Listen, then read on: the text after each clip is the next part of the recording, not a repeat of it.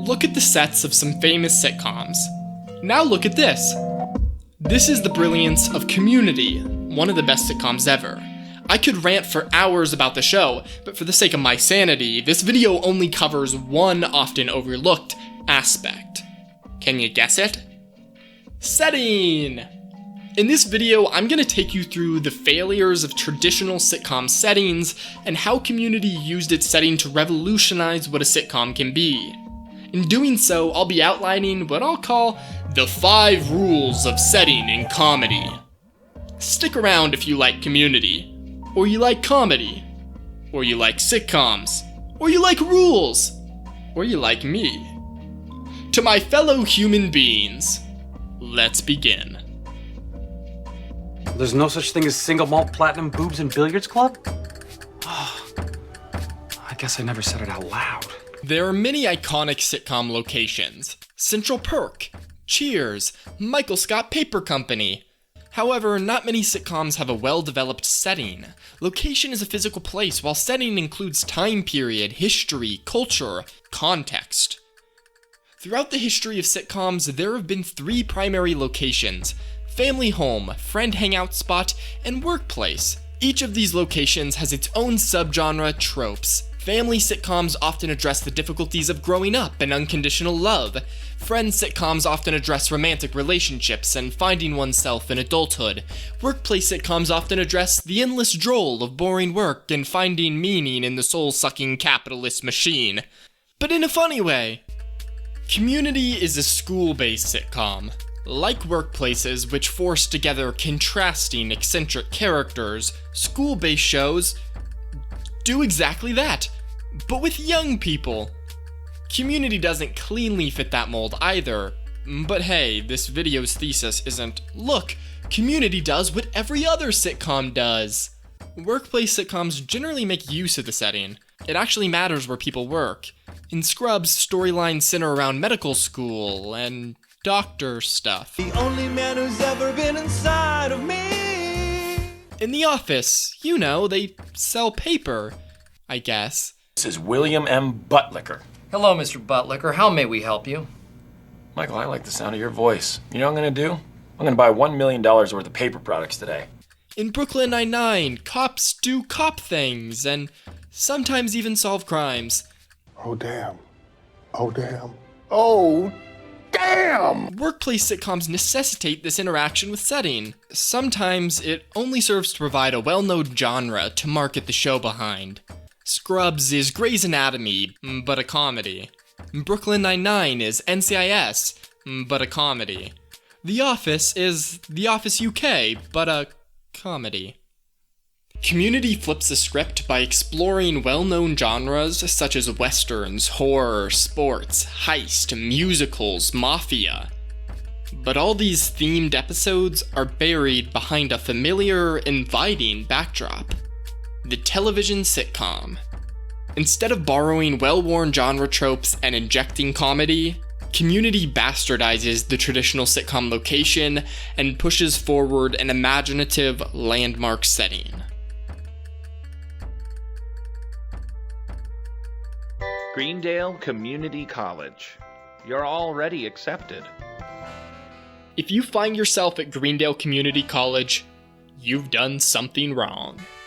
This basic hook alone makes Greendale a fantastic sitcom setting.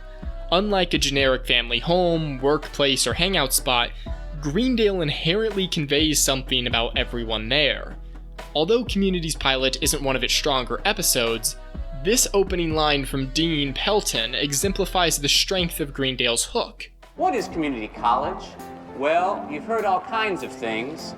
You've heard it's loser college for remedial teens, 20-something dropouts, middle-aged divorcees, and old people keeping their minds active as they circle the drain of eternity. That's what you heard. However, I wish you luck! This line reveals 2 important facts about Greendale. People there have failed in some important way, and Greendale is itself a failure of an institution. It's run by a guy who can't even keep track of a few note cards. However, because Greendale is a community college, All the characters there have an underlying desire to improve, even though none of them are remotely good at it. If they were good at something, why would they be at Greendale? Whereas most school-based sitcoms feature characters with similar ages and backgrounds, Community is very cognizant of its diversity. Well, look at this group having some kind of meeting and being so diverse. There is just one of every kind of you, isn't there? This diversity allows for innovative twists on the basic single-episode sitcom formula. Characters fight, and then they make up. In the pilot, Jeff intentionally starts group infighting by playing up the group's differences. You guys need to hash this stuff out. No stone unturned. Go.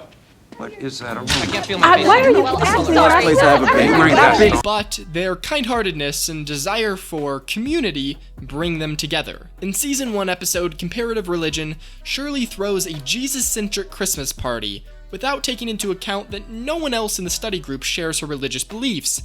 The group bickers and fights, but ultimately their shared desire for community keeps them together. In this case, by fighting campus bullies and throwing a non-denominational holiday party.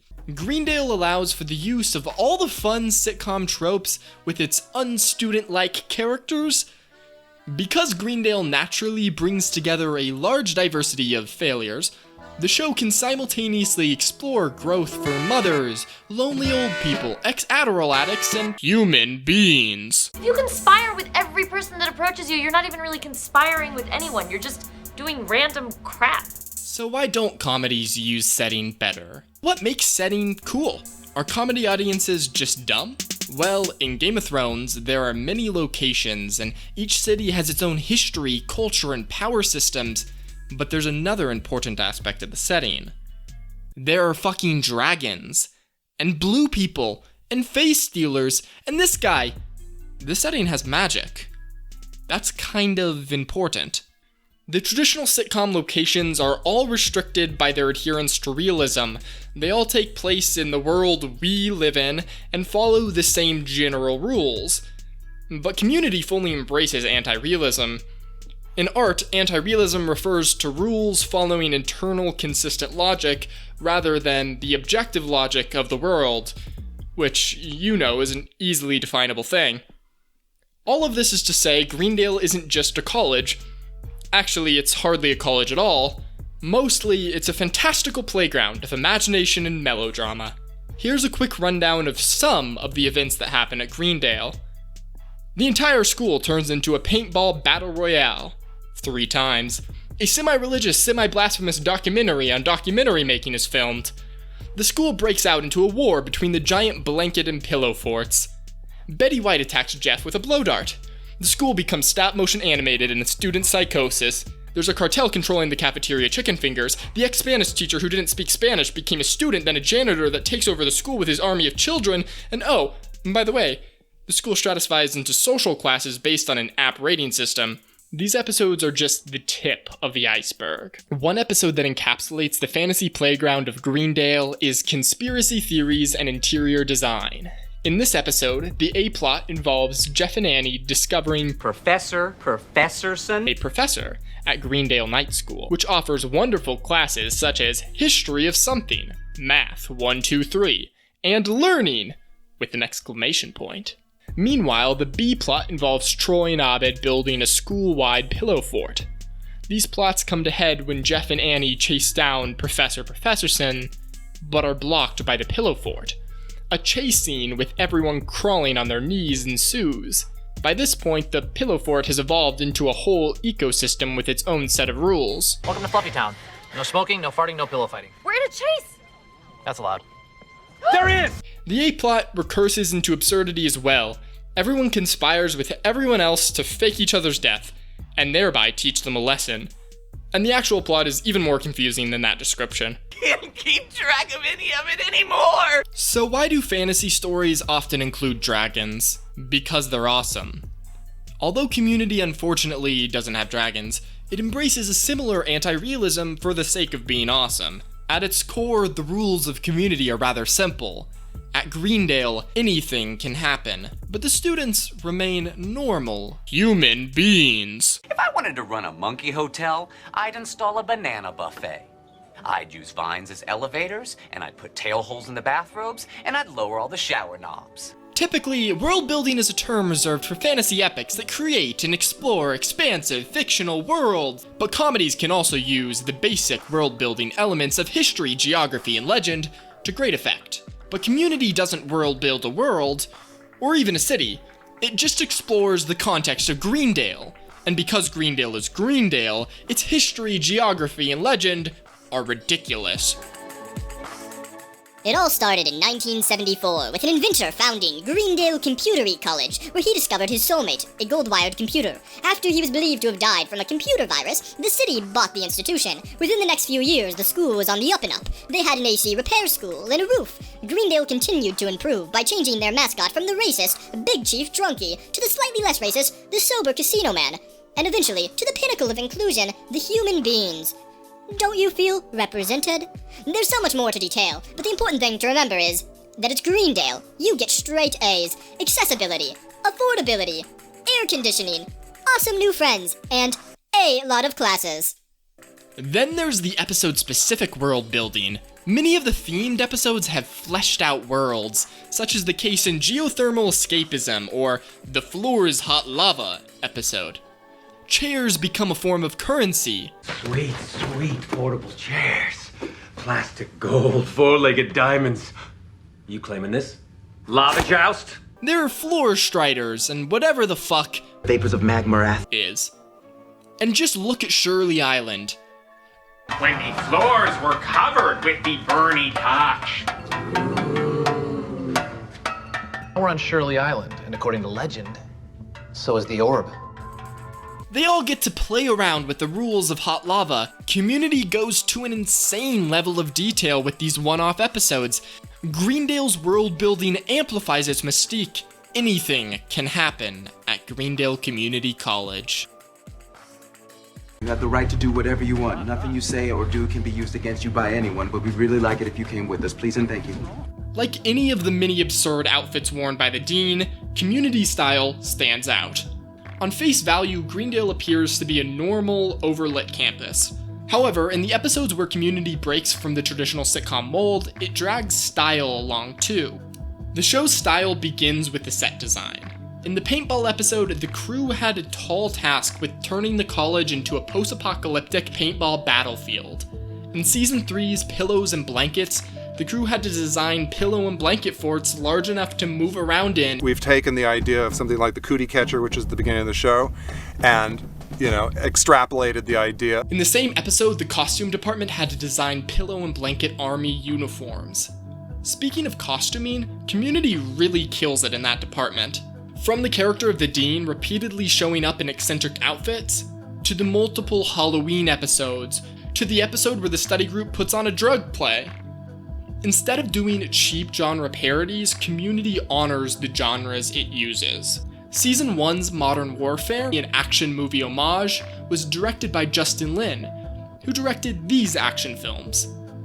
And many episodes of the show were directed by the Russo brothers, who you may know from directing 2 films that made over $1 billion. To further convince you of Community's impeccable style, just look at the effort put into reimagining the intro sequence for different themed episodes.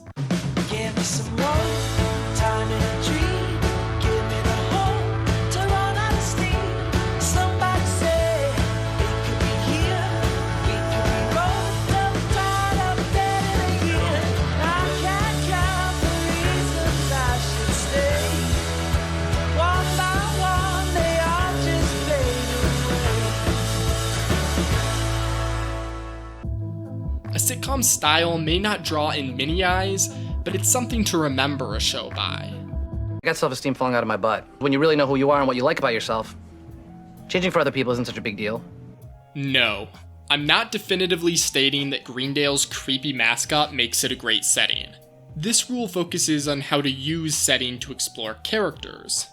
Time to provide a little context. Thanks in no small part to the surge of workplace sitcoms in the mid to late 2000s, the 2010s have brought their own renaissance of sitcom settings.